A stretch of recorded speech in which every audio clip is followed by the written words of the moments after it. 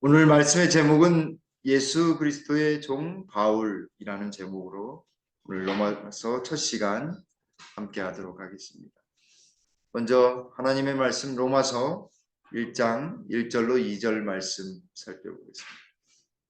예수 그리스도의 종 바울은 사도로 부르심을 받아 하나님의 복음을 위하여 택정함을 입었으니 이 복음은 하나님이 선지자들을 통하여 그의 아들에 관하여 성경에 미리 약속하신 것이라. 화려했던 벚꽃이 떨어져서 막 이렇게 눈처럼 나뒹구는 모습을 보니까 꽃은 잠깐인데 사람들이 그렇게 기뻐하고 하는 모습을 보니까 하나님이 좀 이렇게 때때마다 시기적절한 꽃들을 보내주신 이유도 하나님께서 우리의 기쁨을 위해서 보내주시지 않았나, 만들어 놓지 않으셨나 하는 생각을 해보았습니다. 고민을 많이 했습니다. 로마서를 할지 어떻게 해야 될지. 그래서 교회에 내려와서 기도하고서 로마서를 결정을 했습니다. 로마서는 가장 순수한 복음, 신약의 보석이라고도 하고, 루터 같은 경우에는 신약의 중심이다, 가장 분명한 복음이 담겨져 있다라고 이야기했습니다. 그래서 우리가 로마서를 통해서 신약의 중심이 무엇인지, 그리고 로마서가 말하고 있는 복음의 분명한 복음이 무엇인지 그것을 살펴보려고 합니다. 로마서가 왜 중요한가? 이 왼쪽에 있는 사람이 루터입니다. 종교개혁의 단초를 제공하고 또 선두에 서서 자기의 목숨을 내놓으면서도 열심으로 종교개혁을 시작했던 루터입니다. 그는 로마서를 읽고 난 다음에 신앙은, 믿음 생활은 어떤 나의 고행이라든지 어떤 공로로 구원받는 것이 아니라 오직 예수 그리스도의 믿음으로 구원을 얻는다는 사실을 로마서를 읽고서 깨달았어요. 그리고 난 다음에 이 중세의 길을 끝내는, 중세 암흑기를 끝내는 종교개혁의 기치를 얻게 된 것입니다. 다시 말하면 시대를 전환한 거예요. 1260년 동안의 중세기의 이 중세 암흑 시대를 지나서 새로운 종교개혁과 르네상스의 시대, 새로운 시대를 연 변화의 중점에, 그 중심에 뭐가 있어요? 로마서가 있는 거죠. 근데 여기 오른쪽에는 누구냐면 좀 이렇게 우상인 것 같죠. 근데요, 이 감리교회를 창시한 웨슬레, 요한 웨슬레. 루터가 종교개혁을 한 후 1000여 년 정도 지난 후에 18세기를 열면서 사람이 도구화돼 버렸어요. 18세기에 뭐가 있었습니까? 영국에서부터 시작됐던 산업혁명이 있었습니다. 산업혁명을 하고 난 다음에 사람들이 소중한 것이 아니라 어떤 제품을 만들고 재화를 유통하는 이 경제를 하는 데 있어서 이 사람이 도구화돼 버린 거예요. 사람이 보이지 않는 시대에 살아가고 있는. 근데 어느 날 이 마르틴 루터의 로마서 서문을 읽고 있는 교회를 지나가고 있었어요.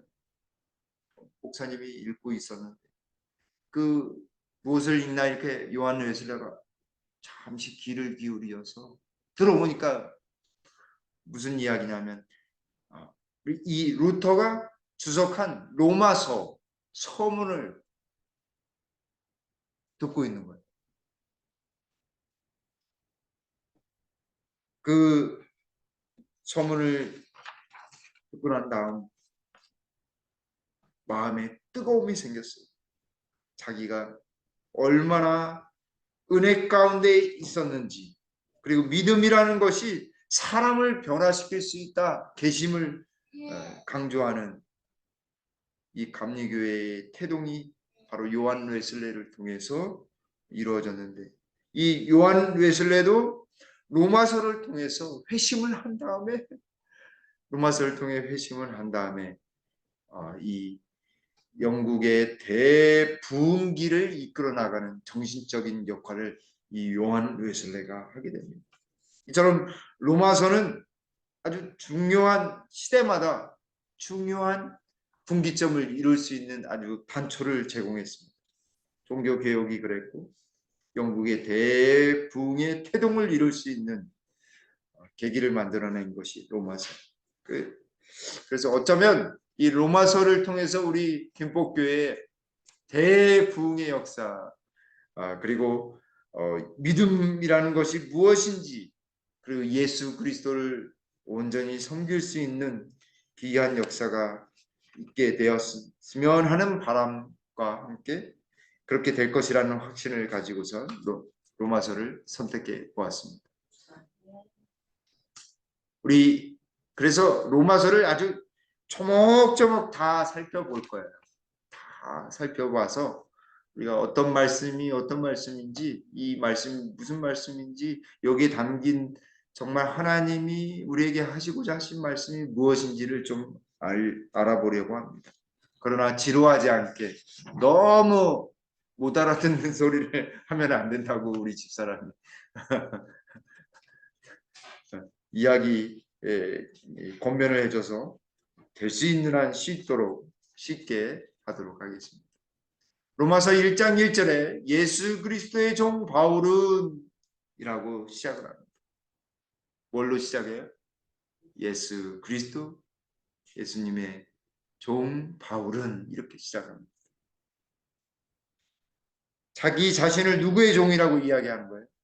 예수 그리스도의 종. 사실 이 바울의 이름의 뜻은 작은 사람이라는 뜻을 가지고 있는데, 작은 사람. 근데 바울의 본래 이름 사울이었잖아요. 근데 사울의 뜻은 요구하다, 구별하다라고 하는 뜻을 가지고 있습니다. 구별하는. 근데 예수님을 만나고 난 다음에 3년 반 동안 아라비아 사막에서 3년 동안 열심히 성경령과 함께 성령을 받는, 그래서 뭘 경험했냐면 셋째 하늘을 경험했다라고 이야기했잖아요. 그죠? 자기가 이제는 바리새인들의 종이 아닌 그리스도의 종으로서 살아가는 것입니다. 그래서 갈라디아서 1장 10절과 빌립보서 1장 1절, 여기 디도서 1장 1절에 자신을 그리스도의 종이다라고 하는, 이렇게 표현했습니다. 그리스도의 종. 아마도 예수 그리스도의 종이라고 하는 표현과 그리스도의 종이라고 하는 표현은 강조점이 좀 차이가 있습니다. 예수님은 그리스도이시다라고 하는 뜻이 예수 그리스도라고 하는 표현 속에 담겨져 있다라고 하는 것입니다. 그렇다고 한다면 왜 여기 갈라디아서 1장 10절, 빌립보서 디도서에는 왜 그리스도의 종이라고 했을까요? 예수님이 그리스도이신 것을 벌써 다 교회가 알고 있었기 때문에 그렇습니다. 근데 로마에는 예수님을 그리스도로 믿는 사람이 있었지만 그렇게 믿지 않으려고 하는 사람이 교회 내에 있었던 것입니다. 특별히 또 놀라운 것은 바울이 자기를 빗대어서 사도라고 그냥 칭하면 되는데 왜 먼저 예수 그리스도의 종 바울이라고 이렇게 표현했는가라고 하는 것입니다. 그래서 구약에는 이 왕도 하나님의 종으로, 선지자도 하나님의 종으로, 그리고 이스라엘 그 자체가 국가가 하나님의 종으로서 표현되어 있습니다. 그리고 메시아, 기름 부음 받은 자들, 그래서 왕, 선지자, 제사장이 기름 부음을 받잖아요. 그 사람들이 메시아거든요. 그 사람들이 종으로서 표현되는데 결국 이 메시아는 누구를 나타내냐면 예수님을 나타냅니다. 그리고 이사야 65장에서는 평범한 백성들이 하나님의 종이다 이렇게 이야기했습니다. 하나님을 믿는. 근데 바울 당시에는 그 종의 개념이 어떤 개념이었냐면 여기 로마서 3장 24절에 그리스도 예수 안에 있는 속량 구속으로 말미암아 하나님의 은혜로 값없이 의롭다 하심을 얻은 자가 되었느니라. 여기 속량 구속이라는 단어가 뭐냐면 값을 주고 샀다 이 말입니다. 그때 당시에는 예수님 당시에는 노예가 이 로마 시대에는 이 로마에 가면 60% 이상이 종이었습니다. 노예였습니다. 그래서 값을 주고 노예 시장에 가서 값을 주고 노예를 사오는 것, 종을 사는 일이 빈번했습니다. 근데 이제 바울은 자기 자신이 값을 치르고 예수님한테 속해 있다. 다시 말하면 예수님의 종이다. 이렇게 이야기하는 것입니다. 다메섹 도상에서 예수님을 만나고 난 다음에 그는 예수님이 어떤 분이신지 경험하게 되었어요. 아, 예수님이 나의 죄의 값을 치르신 십자가에 달리신 그분이시라는 사실을 예수 그리스도의 종 바울은이라고 자기 자신을 그렇게 정의하는 거예요. 예수님을 믿는 사람들은 사실은 바울처럼 예수님의 종입니다. 예수님의 종으로 살아가는 사람들이에요. 그리스도인들은 자기의 존재나 소유나 모든 것을 예수님께 맡겨놓은 사람. 예수님이 이 땅에 오셔서 어떻게 살으셨어요? 마가복음 10장 45절에 인자가 온 것은 섬김을 받으려 함이 아니라 도리어 섬기려 하고 자기 목숨을 많은 사람의 대속물로 주려 합니다. 왜 대속물로 주려 하는 거예요? 많은 사람을 구원하기 위해, 모든 사람을 구원하시기 위해 대속, 값을 치르는 그런 일을 자기 자신을 통해서 하겠노라고 말씀하는 것입니다. 종은 주인 앞에서 어때야 돼요? 항상. 아무리 잘났어도. 그래서 이 전쟁에서 이겨서 종을 데려왔는데 학식 있는 학자면은 이 자녀들을 가르치도록 만들었거든요. 그걸 갈라디아서에서는 그런 사람들을 뭐라고 했냐면 몽학 선생, 가정교사 그런 사람들을 했어요. 그러나 아무리 똑똑하고 능력 있는 사람이라 할지라도 종은 주인 앞에서 어떻게 해야 돼요? 주인을 섬겨야 합니다. 그걸 무엇이라고 하냐면 겸손이라고 합니다. 겸손.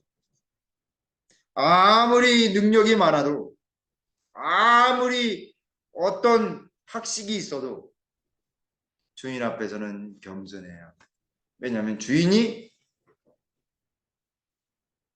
판결을 내려서 가차없이 목숨도 빼앗을 수 있는 것이 바로 그때 당시의 주인의 역할이었습니다.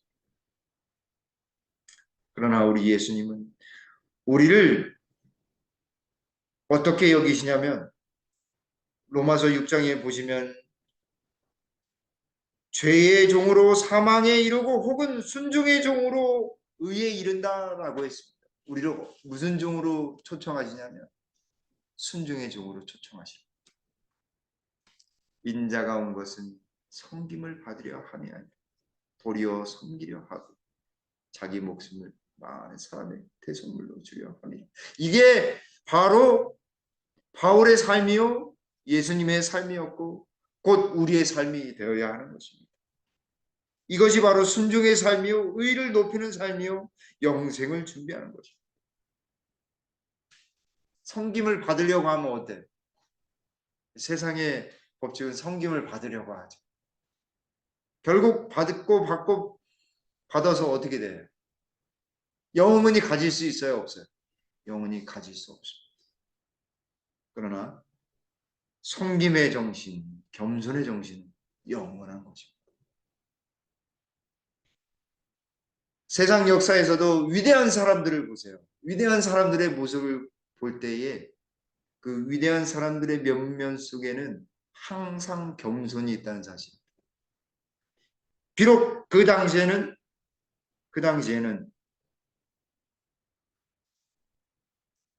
대접을 못 받거나 제대로 평가를 못 받을지라도 역사는 그들을 평가합니다. 이순신 장군을 보세요. 억울한 누명을 쓰고선 백의종군하고 끌려가서 죽게 되어서 백의종군하면서 내려왔잖아요. 그러나 다시 나라의 부름을 받았을 때 그저 나라와 백성을 생각하며 겸손히 그 일을 하잖아요. 하물며 인간들도 그렇게 하는데 예수님은 모든 인류를 구원하기 위해 섬김의 모본을 보여주신 것입니다. 그게 위대한 거예요. 가장 위대한 거예요. 그리고 섬김만이 아니라 자기 목숨을 버립니다. 이러한 일을 어디에서 볼 수 있냐면 가정에서 볼 수 있어요. 어머니가 자녀들을 위해서, 아버지가 가정을 위해서 왜 그토록 노력하고 힘들게 돈을 벌어오는지, 그것은 바로 섬김의 삶을 체험하는 거예요. 섬김의 삶. 결국 죽을 것을 알면서도 사랑 때문에 그렇게 하는 것입니다.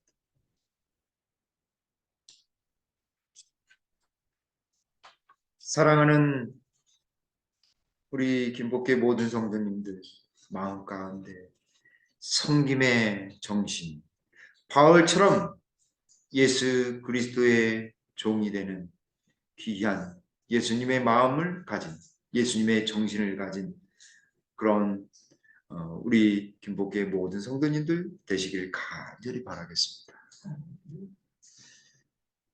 자기 자신을 예수 그리스도의 종 바울은이라고 소개하고 난 다음에 두 가지를 또 이야기하고 있습니다. 첫 번째는 사도로 부르심을 받았다.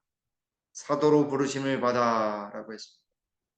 그리고 또 한 가지는 하나님의 복음을 위하여 택정함을 입었으니라고 했습니다. 택정함을 입었다.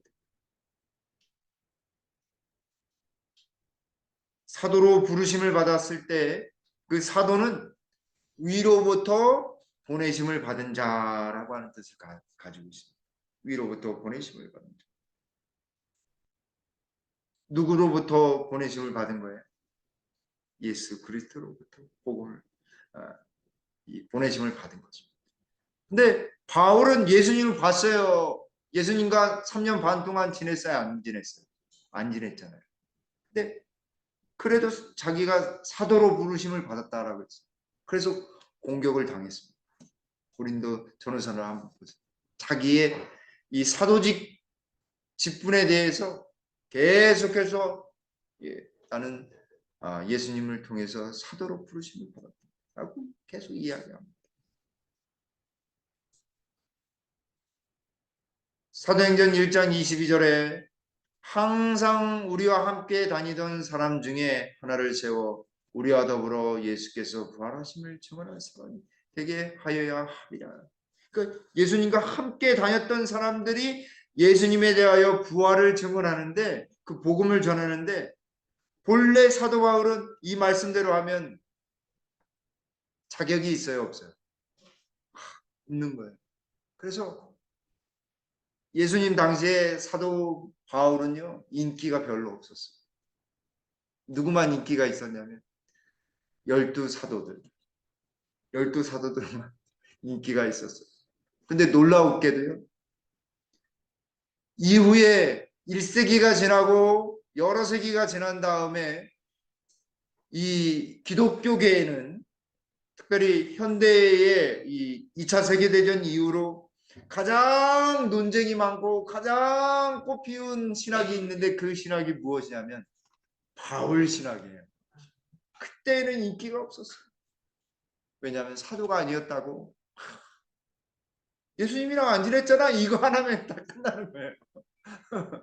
마치 이렇게 목사님들이 뭐 이렇게 잘 하시다가 실수를 범해가지고 아유 목사가 말이야 이러면은 아킬레스건인 것처럼 막 이렇게 되는 것처럼 바울도요. 이게 하나의 아킬레스건처럼 예수님과 지내지 않았다라고 하는 그 한마디에 그냥 완전히. 그러나 바울은요 확신을 가지고 있었어요. 확신을 가지고 있어요. 왜냐하면 자기가 예수님을 만난 것을 다메섹 도상에서 무엇을 통해서 만났어요? 빛으로 예수님을 만났어요. 사울아 사울아 사울아 사울아. 그래서요 여기 갈라디아서 1장 11절하고 12절에 형제들아 내가 너희에게 알거니와 내가 전한 복음은 사람의 뜻을 따라 된 것이 아니니라.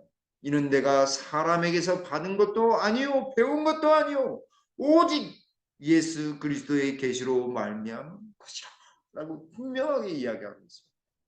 다메섹 도상에서 예수님이 나에게 복음을 전하라고 나를 부르셨다 이 말이에요. 그러니까 자기가 사도다라고 이야기하고 있는. 이게 아마도 사도라고 하는 말에 이 가슴에 피멍이 들었을지도 몰라요. 바울은 자기가 나는 사도인데 예수님을 만났는데 예수님을 만나서 복음을 전하는 것입니다. 누구로 말미암아 복음을 전하는 거예요? 오직 예수 그리스도의 계시로 말미암아 복음을 전하는 거예요. 그래서 우리의 마음 가운데 우리의 생각, 우리의 어떤 뜻 그런 것보다도 더 중요한 것은 무엇이냐면 오직 예수 그리스도의 뜻, 그분의 계시로 말미암은 것인지 하나님의 말씀으로 말미암은 것인지가 더 중요한 것입니다.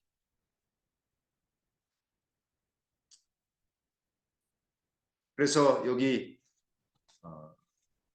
이제 복음에 대하여 이야기합니다. 2절부터. 이 복음은 하나님이 선지자들을 통하여 그의 아들에 관하여 성경에 미리 약속하신 것이라.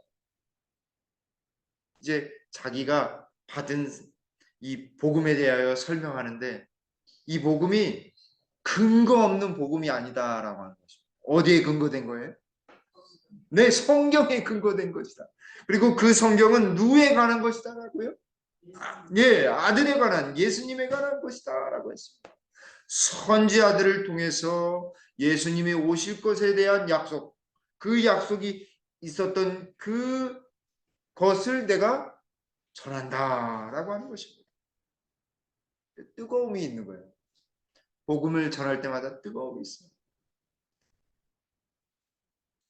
이 복음이 성경에 약속하신 그 예수 그리스도를 전하는 것이다 라고 하는 것입니다. 3절에서는 그 아들에 관하여 말하면 육신으로는 다윗의 혈통에서 나셨고, 이 다윗의 혈통이 어디에 또 나오냐면 마태복음에 또 나옵니다. 예수님의 족보에 나오잖아요. 아브라함의 자손이요 누구의 혈통이라고요? 다윗의 혈통이다라고 이야기하는 것입니다. 유대인들한테 아브라함 하면은 꿀꺽 죽습니다. 또 한 명 왕으로서는요 다윗의 혈통입니다. 아주 위대한 왕으로서 이야기하는 것입니다. 근데 왜 바울이 로마서를 시작하면서 다윗의 혈통에서 나셨다라고 하냐면 그분이 우주의 만왕의 왕으로서 오셔서 이 땅에서 죽으시고 우리를 위해 부활하셨다라고 하는 사실을 다윗의 혈통이라는 것을 통해서 알려주고 있는 것입니다. 근데 한 가지 궁금한 거 있습니다. 그 뭐냐면 아들에 관하여가 두 번 나오는데 아들에 관하여 성경에 미리 약속하신 것이라 세 번, 3절에서는 그의 아들에 관하여 말하면은 이라고 했어요. 하나님의 아들에 관하여 말하는 것이죠.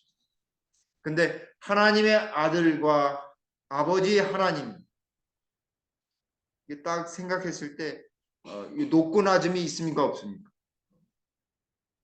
우리 인간 언어에는 높고 낮음이 있죠. 아버지와 아들.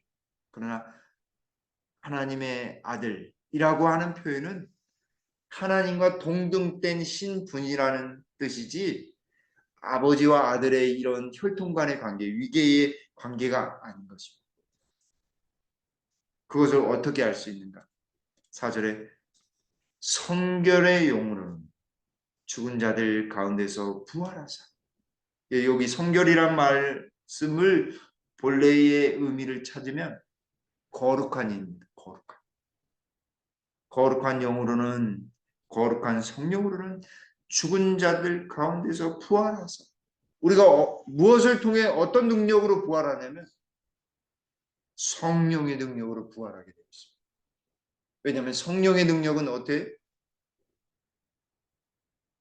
호흡이고 아담을 창조하셨을 때 그 코에 무엇을 불어넣으셨어요? 생기. 그 생기가 바로 호흡이거든요.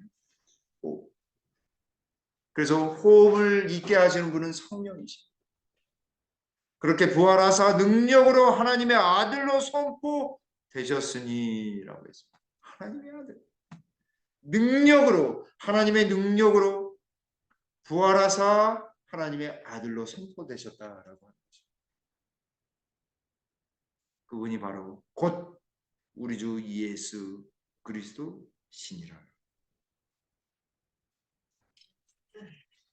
우리가 믿는 예수 그리스도는 하나님의 아들이십니다. 하나님이시다라고 이야기하는 거예요.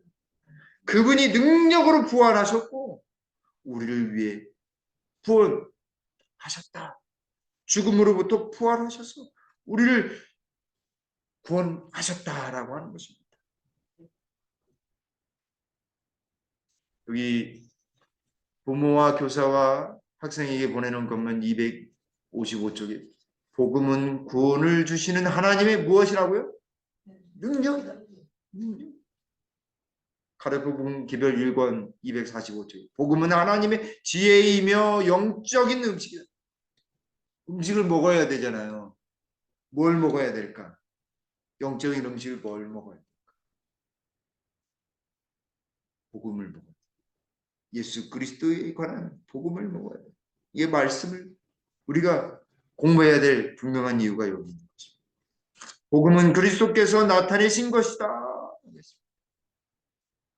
복음 속에는 예수님이 살아숨으셨다. 교회증언 8권 77쪽에 복음은 성화시키는 영향력이 복음 속에는 우리가 변화될 수 있는 능력이 영향력이 있는 것입니다. 거룩하게 변화될 수 있는. 그래서 여기 로마서 1장 16절에 내가 복음을 부끄러워하지 아니하노니 이 복음은 모든 믿는 자에게 구원을 주시는 무엇이 됨이라고요? 네, 하나님의 능력이 된다. 구원을 주시는 하나님의 능력이에요. 다른 어떤 것도 그렇게 될 수가 없어요.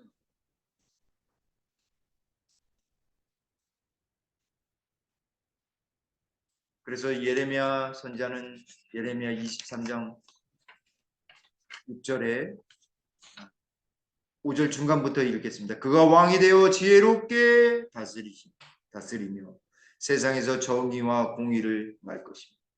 그날에 유다는 구원을 받겠고 이스라엘은 평안히 살 것이며 그의 이름은 여호와 우리의 공의라 일컬음을 받으리라. 더 정확하게는 의입니다. 공의가 아니라 의예요. 의. 여호와 우리의 의. 왜냐하면 예수님을 믿는 사람에게는 뭐가 주어져요? 의가 주어집니다. 의롭다 하심을 주어져요. 이것은 나의 힘으로 되는 것이 아닙니다. 이것은 나의 능력으로 되는 것이 아닙니다. 우리가 구원은 하나님의 능력으로 가능한 일입니다. 근데 놀라운 것은요, 이 능력이라고 하는 하나님의 능력이라고 하는 것은 두 가지의 구약에서 두 가지로 쓰였는데 하나는 뭘 하실 때 하나님의 능력으로 이렇게 하셨다라고 표현하냐면 창조하실 때 쓰였어요. 하나님의 능력으로 말미암아 모든 만물이 창조되셨다라고 시편과 예레미야서와 이사야서에 그렇게 많이 쓰였습니다. 또 그 능력으로 말미암아라고 했을 때 어디에 또 쓰였냐면 하나님의 백성들을 구원하시는 역사를 행하실 때 능력으로 행하셨다라고 쓰입니다. 언제 그 능력이 표현되어 있을까요? 출애굽할 때 하나님의 능력으로 말미암아 뭐가 열렸어요? 바다가 열렸어요. 하나님의 능력으로 말미암아 아침마다 뭐가 내렸어요? 만나가.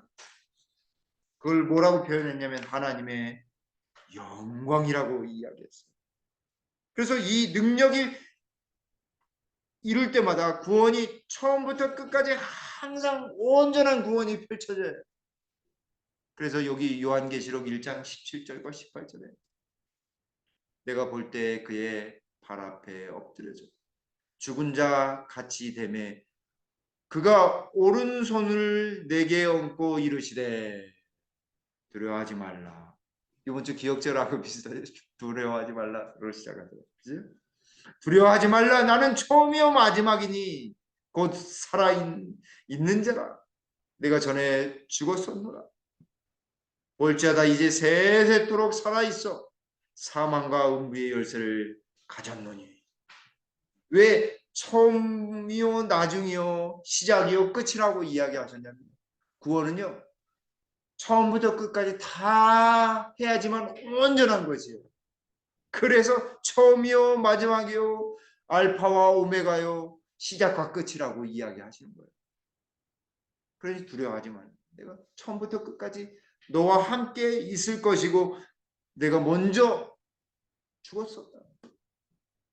나는 지금 여기 18절에 곧 살아있는 자라. 살아있는 자. 생명을 가지고 있는 자. 생명의 그래서 여기 이제 세세토록 살아있어 사망과 음부 무덤의 열쇠를 가졌노니라고 말씀하고 계신 거죠. 예수님이 생명의 구주이신 것을 우리는 분명히 알 수 있습니다. 그래서 처음이요 마지막이에요. 생명을 주관하는 사람만 창조주만이 처음과 마지막을 아십니다. 그분이 시작과 끝이요 알파와 오메가예요. 그래서 우리가 요한계시록을 살펴볼 때도 처음이요 마지막 알파와 오메가 그거는 생명의 구주 창조주만이 하실 수 있는 것이다 라고 하는 개념을 알고서 보는 거랑 그렇지 않고는 정말 차이가 있는 것입니다. 우리는 복음을 찬양하지 말고 그리스도를 찬양해야 한다. 우리는 복음을 경배하지 말고 복음의 주님을 경배해야 한다. 제7일 안식일 예수 재림 교회가 남은 교회요 진리 교회인데 그것만을 강조하면 안 되고 진리 교회이며 남은 교회인 그 가운데 누가 계셔야 되겠어요? 네, 예수 그리스도가 계셔야 돼요. 그래서 제7일 안식일 예수 재림 교회예요. 예수님이 있어야 돼요. 그런 것처럼 우리의 삶 속에 누가 계셔야 하겠습니까? 예수님이 있습니다.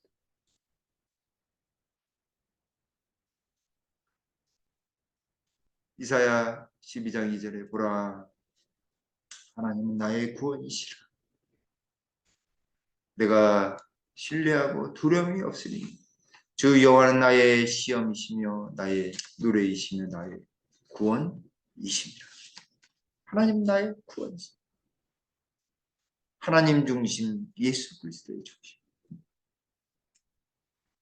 그래서 사도 바울은 로마서 1장 4절에 성결의 용어로는 죽은 자 가운데서 부활하사 능력으로 하나님의 아들로 선포되셨으니 곧 우리 주 예수 그리스도 신이라. 예수님이 사도 바울에게 있어서는 오로지 예수님 한 분이시며, 우리 마음속에도 오직 예수님이 한 분, 그분이 중심이 되는, 그래서 날마다 복음의 능력이, 하나님의 능력이 딱 용솟음치면 어떨까요? 우리의 삶이 기쁜 것입니다. 우리의 삶이 날마다 새로운 것입니다. 어제 먹었던 것도 사실은 새로워야 돼요. 또 새롭고 또 새로워야 돼요. 왜냐하면 성결의 영이 죽은 것 같은 우리의 몸을 부활하게 하십니다.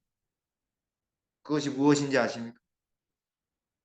매일마다 부활을 경험해요. 우리 삶을 통해서 부활을 경험. 우리를 매일매일 새롭게 일깨워 주시는 그 능력을 체험하고 있음에도 불구하고 어때요? 우리는 예수 그리스도의 종으로 살지 않고 오히려 주인으로 살고 있는지 우리를 자신을 되돌아보고 반문해 봐야 하겠습니다. 한 예언을 통해서 말씀을 줄이려고 합니다. 어느 대학에 사회학자로 활동하고 있었던 캠폴이라고 하는 사람이 있었습니다. 그 사람은 마음씨 고약한 아이들이 어느 날 캠프에 들어갔는데 몸이 불편한 장애를 가지고 있는 한 학생을 이렇게 따돌리고 약 올리는 것을 보았어요. 그래서 그렇게 하지 말아라 라고 이야기했습니다. 그렇게 그 학생을 도와주고 난 다음에 그날 저녁에 영적인 간증의 집회가 있었어요. 그때 그 학생이 몸을 이리저리 움직이면서 그 단상으로 나온 그 학생이 1분 30초 동안 이 말을 천천히 하고서 내려갔는데 모든 그 캠프장에 있었던 캠프에 참여했던 청소년들이 눈물을 흘렸습니다. 그 말의 간증은 이랬습니다. 예수님은 나를 사랑하시고 그리고 나도 예수님을 사랑하고요. 이 말을 1분 30초 동안 예수님, 어느 간증보다도 짧으면서도 긴 그 간증을 듣고 모두가 다 마음속에 감동을 받았다고 하는 것입니다. 사랑하는 성도 여러분, 우리도 예수님을 온전히 사랑하게 되길 간절히 바랍니다. 우리의 삶 속에 살아계신 예수님의 능력이 온전히 나타나게 되길 간절히 바라면서 말씀을 드리겠습니다. 아버지 하나님, 사도 바울이 예수님의 종이라고 자신을 표현하며